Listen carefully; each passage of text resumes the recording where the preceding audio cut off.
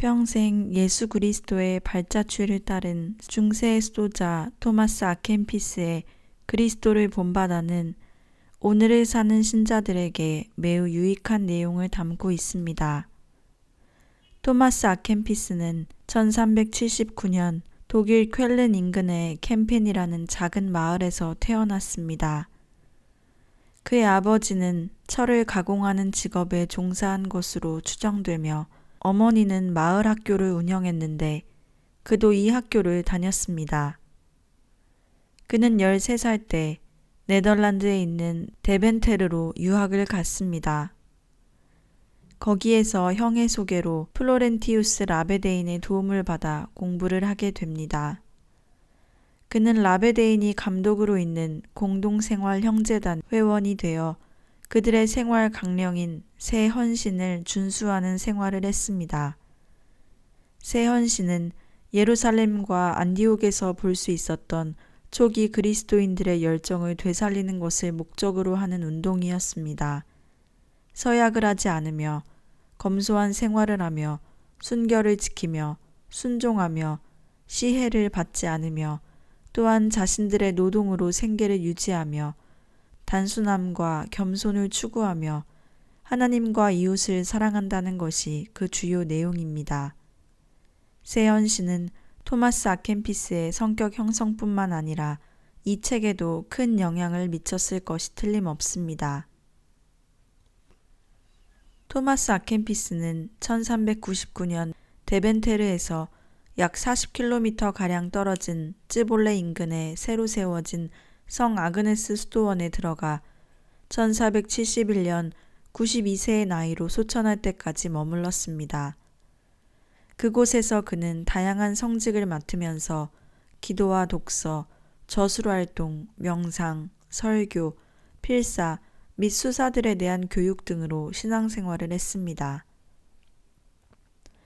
그의 가장 큰 관심사는 인간의 대속의 신비, 예수님의 사랑, 특히 예수님의 고난이었습니다.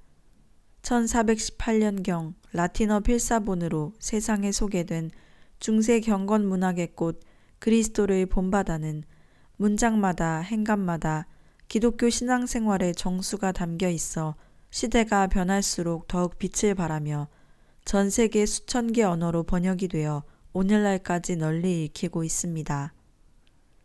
존 웨슬리와 존 뉴튼 등 많은 신앙의 위인들의 회심에 영향을 끼쳤고 본회퍼가 옥중에서도 손을 놓지 못한 책으로도 잘 알려져 있습니다. 그는 수년 동안 즈웰의 성 어거스틴 수도의 의전 수도원인 성 아그네스 산에서 수련 수사들을 가르쳤습니다. 그리스도를 본받아는 수세기에 걸쳐 칭송받거나 비판받았지만 성경 다음으로 유일하게 교회 역사 안에서 가장 널리 유포되어 온 책입니다. 그리스도를 본받아는 지나친 주지주의에 대한 반동으로 쓰여졌습니다. 그래서 지식보다 삶을 강조합니다. 이것은 지식을 멀리하자는 것이 아니고 순수하고 순박한 삶을 살아야 한다는 것의 중요성을 이야기하는 것입니다.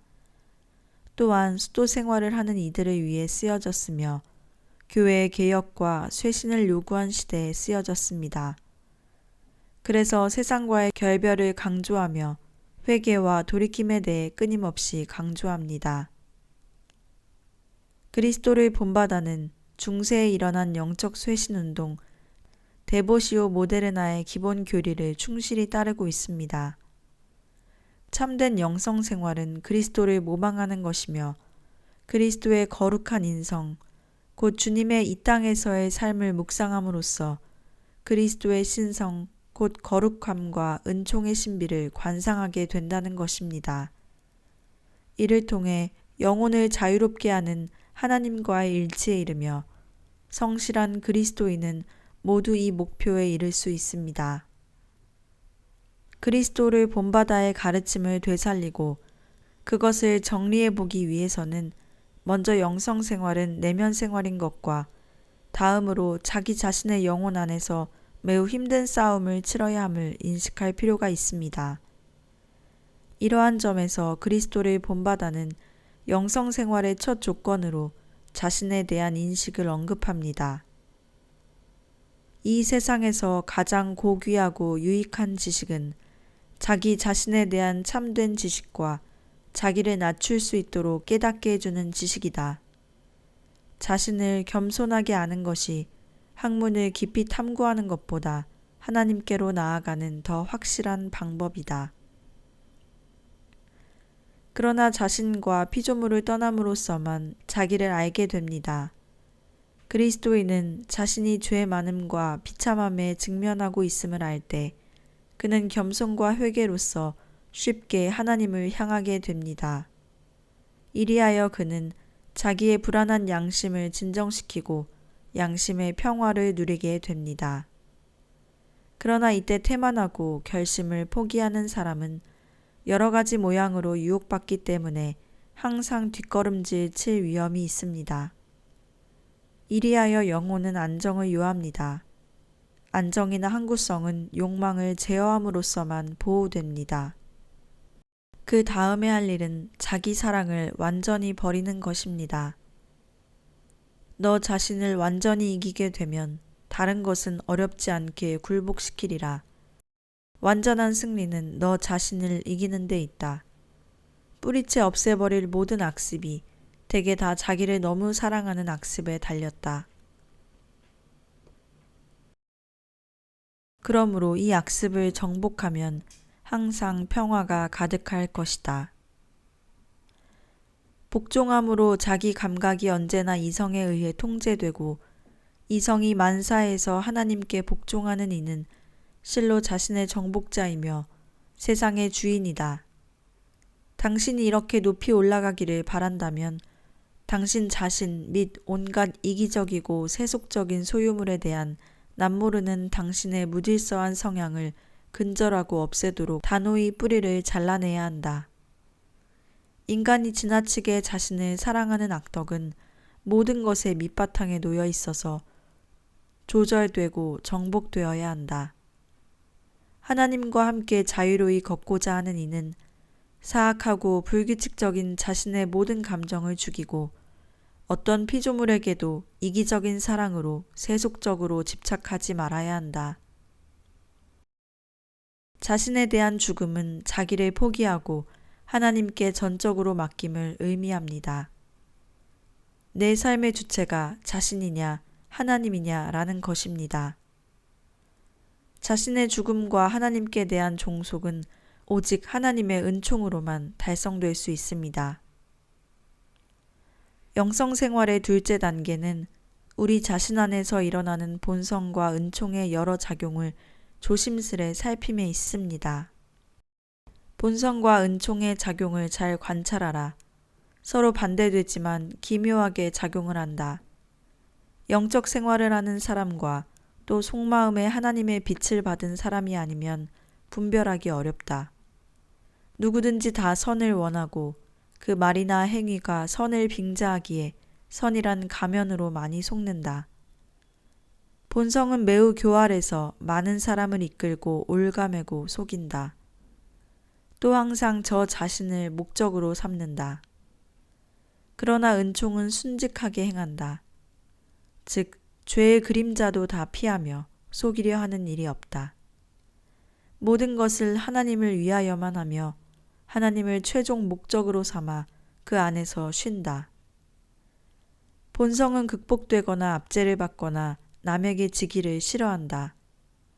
또 남의 밑에서 복종하고 스스로 굴복하기를 원하지 아니한다.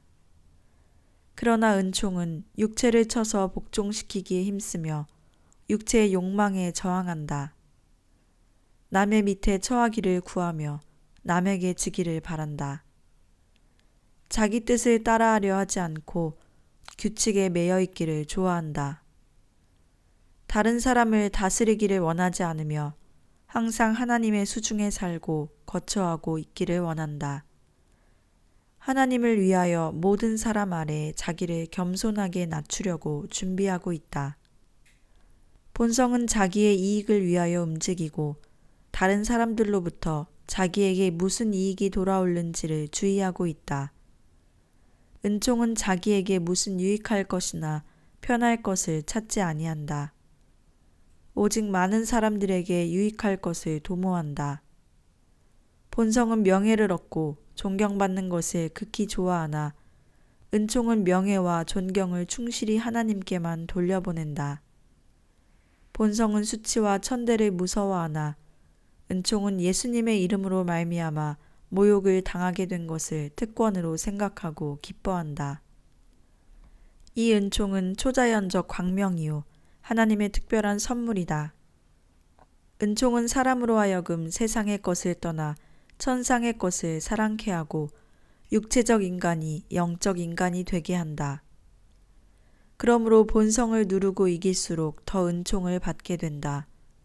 또 날마다 더욱 하나님의 모습대로 변화된다. 영적 발전의 셋째 단계는 그리스도를 통하여 나타나신 하나님의 착하심과 거룩하심을 본받아 하나님과의 일치에 나아가는 것입니다. 모든 덕의 완성인 사랑은 하나님의 선하심을 아는 만큼 성장하게 마련입니다. 그 다음은 겸손인데 그것은 그리스도를 본받아에서 끊임없이 반복됩니다.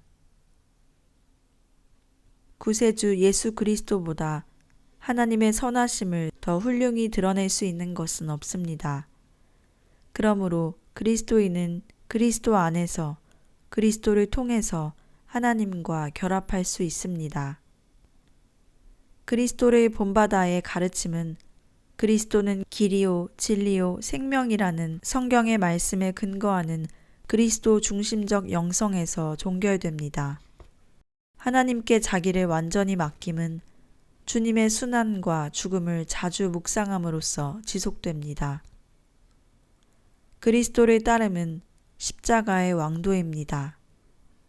우리는 성만찬을 할 때 그리스도와 일치함으로써 기쁨을 체험하게 됩니다. 그러나 토마스 아켄피스는 그리스도와의 일치가 성부와의 일치 및 실제로 삼위일체와의 일치를 의미함을 독자로 하여금 잊지 않게 합니다. 하늘에 계신 성부여, 내 주 예수 그리스도의 아버지여, 가난한 나를 생각해 주시니 당신을 찬송하나이다. 인자하신 아버지이시며 모든 위로의 근원이 되시는 하나님으로서 부당한 죄인인 나를 여러 가지로 위로해 주시고 어떤 때에 친히 위로해 주시니 감사하나이다. 당신 독생성자와 안위하시는 성령과 더불어 세세에 당신을 찬미하고 끝없이 당신의 영광을 노래하리이다.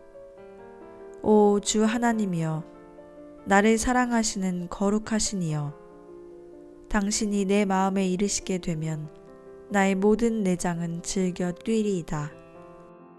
주는 나의 희망이시요 괴로움을 당하는 나의 피난처로소이다.